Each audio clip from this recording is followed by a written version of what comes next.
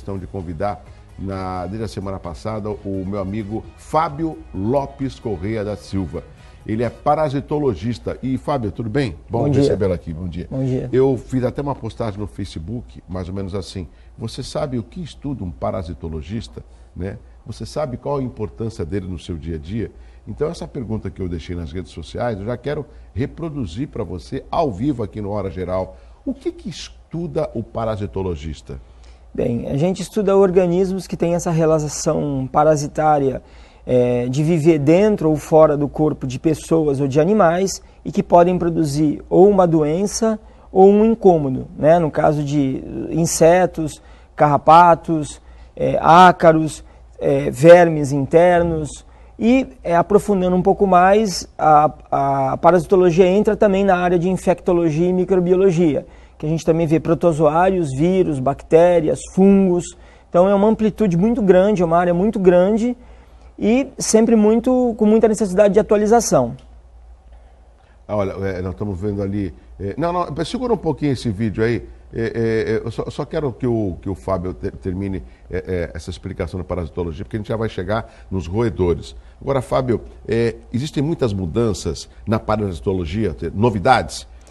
Existe, principalmente agora por conta da biologia molecular. Quando a gente identifica um parasita, a gente identifica pela morfologia. Existe uma chave chamada chave dicotômica, onde pela forma, estruturas, né, boca, pata, antena, a gente consegue identificar. Hoje, com a biologia molecular, a gente consegue identificar uma espécie com mais propriedade através do DNA dessa espécie. Então, cada vez mais novas espécies estão sendo descobertas e novos comportamentos também estão sendo descobertos. Deixar claro que a parasitologia também estuda o comportamento de pragas e vetores, porque sem saber do comportamento não tem como controlar nem prevenir nenhum tipo de praga ou vetor. Por exemplo, pombos.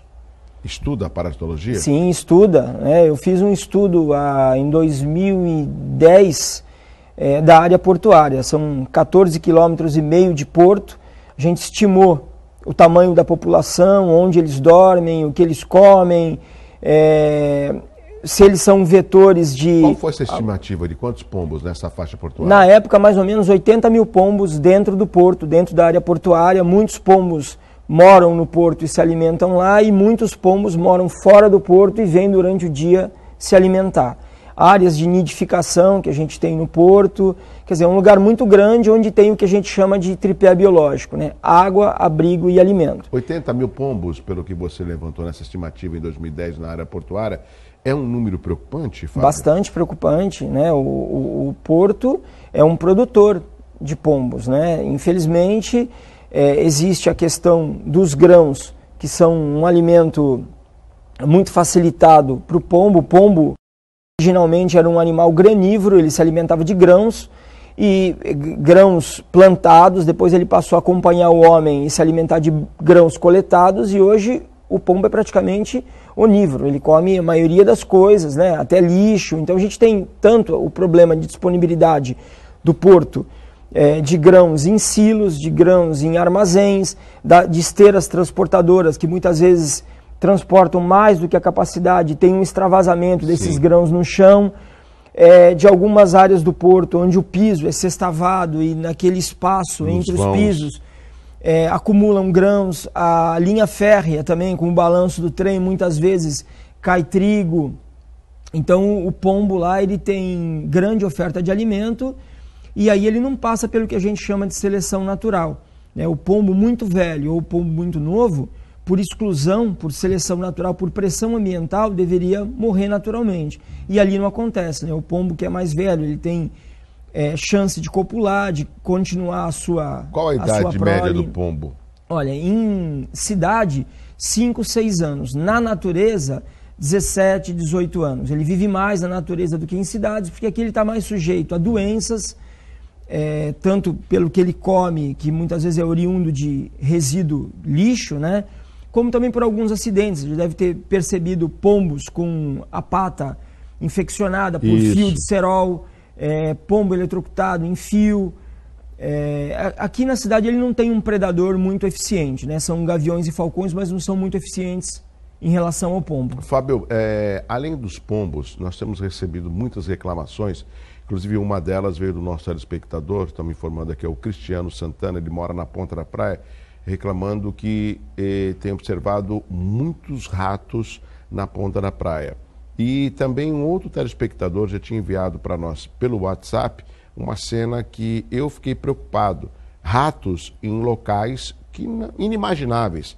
O que eu, pelo menos acho que a maioria dos telespectadores pensa? Rato você vê no canal, ou de repente numa boca de lobo, ou num local abandonado. Não, a gente está vendo rato em estabelecimentos, em restaurantes, a gente está vendo na orla, a gente está vendo nos jardins. E essa imagem que você está vendo ali foi num hipermercado conhecido na região, né? Eu não vou falar, lógico, o nome, não vem ao caso. E olha só, literalmente o rato está desfilando ali em cima das bebidas. É normal esse comportamento dos ratos em aparecerem nos locais? A imagem vai colocar, se você vê, o rato é até maior do que a lata, né? É normal isso, essa invasão desses ratos, Fábio? Veja, não é normal, é um assunto complexo, porque assim, nós temos 3 tipos de roedores urbanos. O camundongo, que não é rato, ele é o pequenininho, o menorzinho. A gente não é possível ver pelo tamanho, porque em algum momento o rato e a ratazana, quando filhotes, são do tamanho de um camundongo adulto. Então, a questão tem uma adequação morfológica que a gente consegue identificar por orelha, se a orelha é pontuda ou redonda, focinho alongado ou não, se a cauda é maior do que o corpo, mas enfim. Quando nós percebemos roedores durante o dia, é sinal que a infestação é média ou alta. O roedor, ele sai da toca por volta de 5, 6 horas, 17, 18 horas e durante a noite ele busca o alimento. Quando o dia começa a amanhecer, ele volta para a toca, ele volta para o abrigo, buscando cuidar da sua prole e não ficar às vistas de seres humanos. Quando nós percebemos durante o dia até um rato sendo avistado, é sinal que a infestação é média. Mais de um rato, 2, 3 ratos ou muitos ratos, é uma infestação alta e aí somente um especialista para resolver o problema. Vamos deixar claro, eu também sou fiscal sanitário, a gente faz as inspeções nos locais e todo local que vende alimento, todo local de interesse à saúde, ele tem a obrigação de ter certificados de desratização e desinsetização, além de limpeza de caixa d'água, disponíveis de 6 em 6 meses. Entretanto, ter o certificado na parede não quer dizer que todas as medidas tenham sido feitas para que a gente não tenha a presença dos roedores. Basicamente, qualquer pessoa deve lembrar que a praga está no nosso ambiente se nós disponibilizarmos para ela 3 fatores, os 3 As: água, abrigo e alimento. Né? Água é um fator que não é limitante. O rato ele bebe em poça, ele bebe em calha, ele bebe em caixa d'água, ele bebe em qualquer local que possa armazenar água. Abrigo, se for um camundongo, vai morar dentro da casa. Ele vai fazer o ninho dentro do fogão, naquela gaveta lá do armário do fundo, ele mora dentro da casa.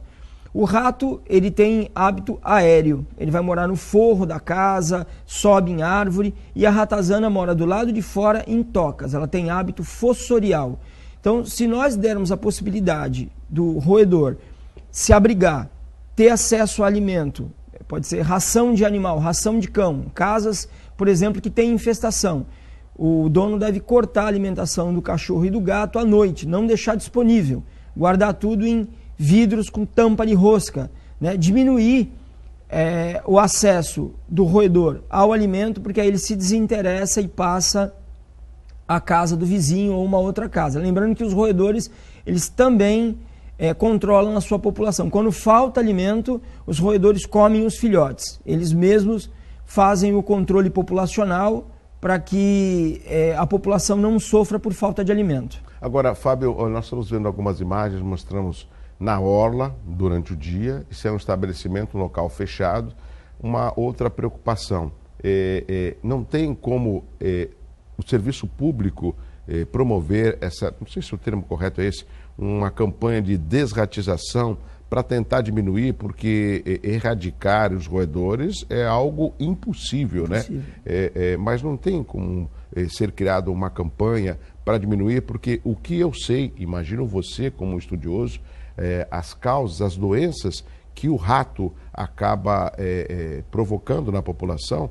O mais conhecido é a leptospirose, mas fico imaginando, vamos supor, se ele come algum tipo de comida do cachorro e o cachorro depois vai comer, uma criança que vai brincar na areia por onde passou um rato, né? Ou seja, quais os perigos, os males que os ratos podem oferecer ou oferecem aos seres humanos? Bom, os roedores eles são incriminados de várias doenças, né? Doenças graves, muitas vezes como a hantavirose, né? O hantavírus, que é produzido por um vírus que pode estar presente ou nas fezes ou na urina do roedor e que ele tem um grau de letalidade muito alto. Ele é uma doença mais afeita a áreas silvestres, mas é uma doença muito grave. A leptospirose, a própria raiva, a peste bubônica, algumas salmoneloses, febre da mordida do rato, a pulga do rato, que é uma pulga chamada Xenopsis laqueopsis, também pode produzir doenças graves, ácaros, alergias por pelo, transmissão de parasitas através do pelo, do corpo, da pata. Ou seja, o rato é um vetor de doenças bastante eficiente. Em relação ao poder público, o poder público ele tem responsabilidade de fazer a desratização, a desinsetização em próprios municipais. Escolas, unidades básicas de saúde, prefeitura, todos os prédios próprios. Nas instituições que são particulares, o poder público cobra através da vigilância sanitária, anualmente, quando é renovada a licença ou o cadastro, né, dependendo do interesse à saúde daquele estabelecimento, ele cobra do indivíduo o certificado de desratização, desinsetização e limpeza de caixa d'água. O certificado é anual ou semestral? Semestral. Mas, entretanto, não quer dizer que com o certificado não haja presença de roedores. O profissional que vai lá, o controlador de praga, ele vai colocar iscas, encaixa iscas numa distância de mais ou menos 10 metros uma da outra e deixar algumas correções que o próprio local deve fazer, como vedar os forros, vedar janelas, que porventura tenham vidros quebrados, usar os ralos com aquela tampa abre e fecha. Ou seja, tem uma série de procedimentos que são bons procedimentos higiênicos, sanitários, que diminuem a possibilidade do roedor ter um interesse dentro do estabelecimento. Então é dessa maneira que o poder público cobra do estabelecimento. Caso ele não faça essas ações, ele tem a licença dele cassada. Nós estamos conversando no Hora Geral de hoje com o parasitologista, o Fábio Lopes Correia da Silva. Eu tenho outros assuntos, mas eu queria que a produção só colocasse rapidamente uma matéria. Essa matéria, Fábio, eu fiz questão, do Caderno Regional, da emissora do jornal aqui da casa, de fevereiro de 2016, portanto passa mais de um ano, e fala sobre um assunto que nós estamos discutindo, que é com relação ao rato.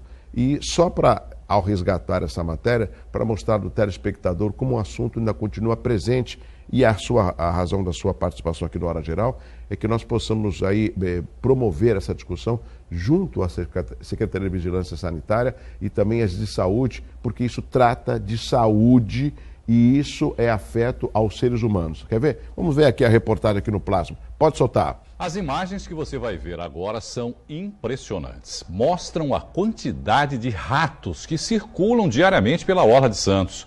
Nas pedras, na areia, nos jardins, um problema de saúde pública, já que esses animais transmitem várias doenças. Eles são silenciosos. Na maioria das vezes ficam escondidos. São ótimos corredores e gostam muito de sujeira. Restos de comida no chão são saborosos aperitivos para eles. Dá medo? Bastante. Eles são bem grandes. Às vezes tem bastantes, não são um ou dois, então a gente fica um pouco assustado. Quando a gente caminha mais para dentro, onde tem os bancos, é fácil ver rato passando de uma moita para outra, assim. Em dia de chuva também, já vi já. Dá nojo. Os ratos são animais de vida noturna, costumam dormir durante o dia e procurar alimentos à noite.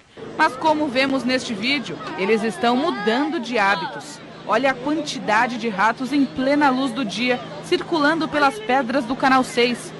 Os roedores ficam para lá e para cá como se não houvesse movimentação de pessoas por perto. Essa família que veio pescar e admirar a paisagem se surpreendeu. assusta e demais. De vez em quando eu estou aqui jogando pau, pedra, para não chegar perto da criança. A maior preocupação são as doenças que esses roedores podem transmitir ao ser humano. Segundo a Organização Mundial de Saúde, são mais de 200 tipos de bactérias. Entre elas, as principais são a leptospirose, a tifo-peste bubônica e a febre hemorrágica, além das sarnas e micoses. Questionamos a Secretaria de Saúde de Santos para explicar essa quantidade de roedores que existem na orla da praia. A seção de Vigilância e Controle de Zoonoses destacou que existem ratos onde as pessoas jogam lixo no chão. Diz ainda que é feito um serviço de dessatização por toda a cidade. Em específico, na orla da praia, o trabalho é feito 4 vezes por ano. Ainda durante o carnaval, nós estávamos caminhando nesse pedaço, a maré estava baixa, a gente viu a quantidade de lixo jogado, né? Então é o próprio homem, né, que causa essas coisas também, né? Se a gente colaborasse, mantivesse as coisas limpas, não teríamos esse problema, né? A Prefeitura de Santos disponibilizou o número da Ouvidoria da Saúde para os munícipes que detectarem a presença dos roedores. 0800 7700 7732 ou o site www.santos.sp.gov.br/saúde. Nós que recebemos bastante turista na cidade, é complicado a gente apresentar um jardim tão lindo com tanta sujeira.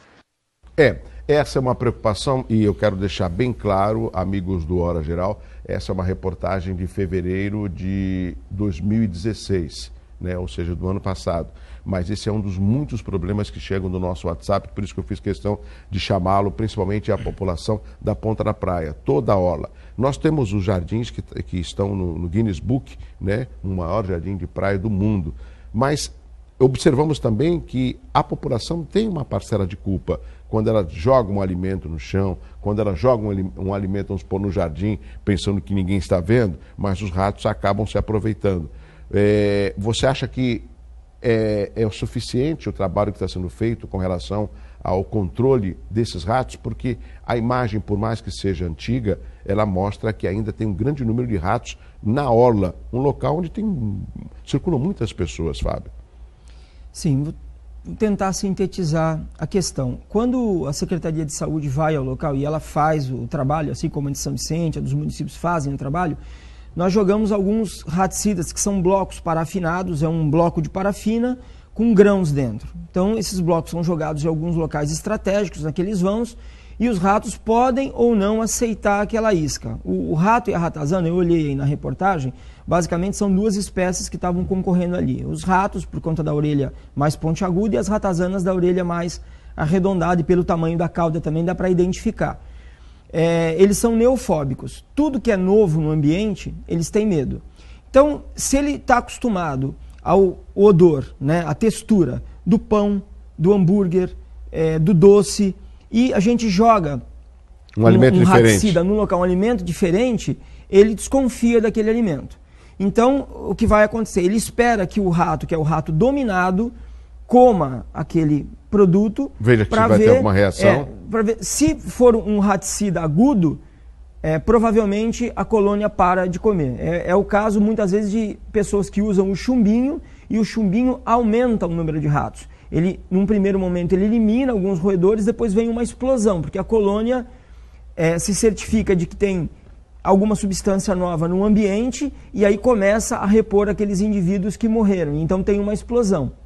Então o que acontece é que, se a população não colabora, não jogando lixo nesses vãos, se o gerenciamento do resíduo, daqueles quiosques, das barraquinhas, ele não for bem feito, o alimento que é disponibilizado todos os dias em forma de lixo, ele compete com aquele bloco parafinado. E aí as populações vão ter sucesso reprodutivo, porque em vez de comer o bloco parafinado, eles têm uma outra oferta de alimento. Então, basicamente, é por isso que a população de roedores não declina. Então, e a população de roedores, ao não declinar, está muito explicado aí, né? Ou seja, o cardápio farto que eles encontram para poder se multiplicar, que são vários tipos de alimentos que são literalmente jogados. Porque eu vejo dificuldade de você jogar um veneno de rato entre as pedras e também nos próprios jardins, né?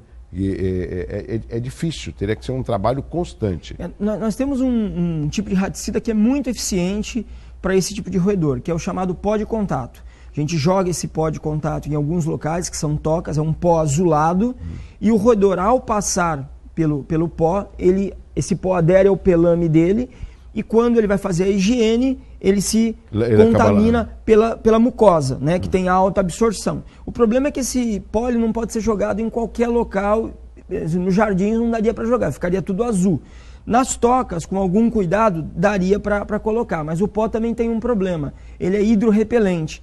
Então toda vez que chover, esse pó vai ser levado pela água, porque ele não se mistura com a água, ele é insolúvel à água, então ele tem algumas restrições. Fábio, eu não posso deixar de perguntar da dengue, mas rapidamente tenho 4 perguntas, eu quero dar prioridade ao telespectador do Hora Geral. Vamos lá, a primeira pergunta aqui ao vivo, Uriel Vilas Boas, quais os segmentos sociais que poderiam participar para encontrarmos solução para o problema dos ratos?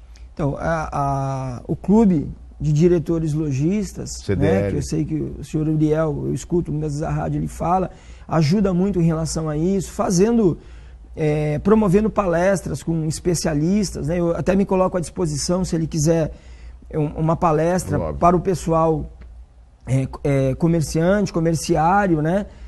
Basicamente quem produz o resíduo, né, ali na praia, e que tem que gerenciar esse resíduo. Acho que seria uma boa sugestão. Alternativa. Vem mais uma pergunta aqui, ao vivo, no Hora Geral. Deixa eu ver aqui a próxima pergunta. O Luiz Guilherme do Gonzaguinha em São Vicente. Os ratos vivem quanto tempo? Entre 1 e 2 anos. Camundongo, 1 ano e pouco. O rato, um pouquinho mais, uns 2 anos. E a ratazana, entre 2 anos e meio. Tem uma vida curta. Eles não têm uma vida muito longa, não. Mas numa gestação, quantos costumam nascer?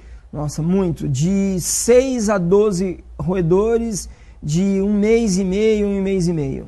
Eles rapidamente se reproduzem. E eles controlam a colônia muito bem em relação à população. Mais uma pergunta aqui ao vivo no Hora Geral. Os ratos mordem o Ulisses do Boqueirão? Sim, mordem. A preocupação das pessoas de repente falar, sai daqui! Não, eles não atacam, né? Não são animais, são animais até tímidos e tal. Mas se nós encurralarmos um roedor no canto de uma pia, de um local qualquer, num quarto, certamente ele vai se defender e vai morder, certamente. Mais uma pergunta rapidamente, depois quero falar que tem 1 minuto para falar de dengue. O José Luiz do Marapé, quais as doenças são transmitidas pelos pombos? Diretamente pelos pombos, nenhuma. Pelas fezes do pombo secas e abrigados da luz, criptococose, histoplasmose, clamidiose, que é uma doença bacteriana, muitas doenças que são associadas às fezes do pombo secas e abrigadas da luz. Fábio, o que temos que se preocupar com a dengue ou está tranquilo? Porque a gente não vê nenhum tipo de informação, está controlado, não tem problema mais com a dengue ou com a Aedes aegypti? A preocupação é o Aedes. Os índices de Aedes estão cada vez maiores, esse mosquito está cada vez com uma plasticidade maior.